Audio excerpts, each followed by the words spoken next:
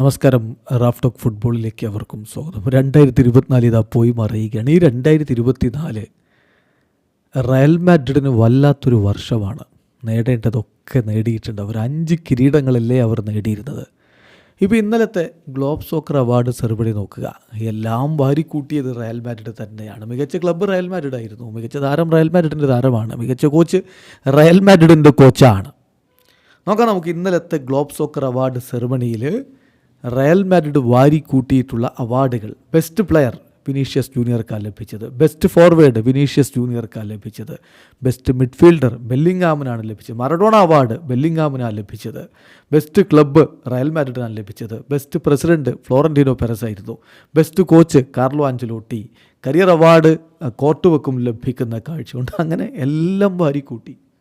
ഇനി ഒരു കാര്യം കൂടി, ഇന്നലെ ആഞ്ചലോട്ടിയെക്കുറിച്ച് ക്രിസ്ത്യാനോ റൊണാൾഡോ പറഞ്ഞ വാക്കുകളുണ്ട്.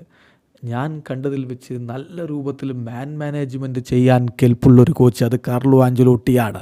അവരുടെ കിരീടങ്ങളൊന്നും കോയിൻസിഡൻസ് അല്ല, അതൊക്കെ നേടിയെടുത്തതാണ്. ആഞ്ചലോട്ടിയെക്കുറിച്ച് അദ്ദേഹം പറയുകയാണ്. ആഞ്ചലോട്ടി ഇപ്പോൾ ഈ വർഷം ബാലൻ ഡിയോറിലെ ബെസ്റ്റ് കോച്ചിനുള്ള പുരസ്കാരം ലഭിച്ചത് ആഞ്ചലോട്ടിക്കാണ്.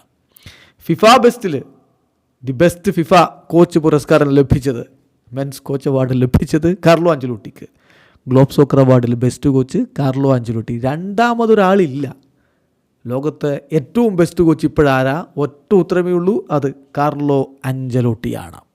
യെസ്, ക്രിസ്ത്യാനോ പറഞ്ഞ പോലെ ഒരു സീസണിൻ്റെ തുടക്കത്തിൽ നിങ്ങൾക്കൊരു പക്ഷേ റയൽ മാഡ്രിഡിന് വലിയ സാധ്യതയൊന്നും കൽപ്പിക്കണമെന്ന് തോന്നില്ല. പക്ഷേ സീസൺ അവസാനമാകുമ്പോൾ കാണ് ആരാണ് മുന്നിലുള്ളത് എന്ന്. വീഡിയോ അവസാനിക്കുന്നു.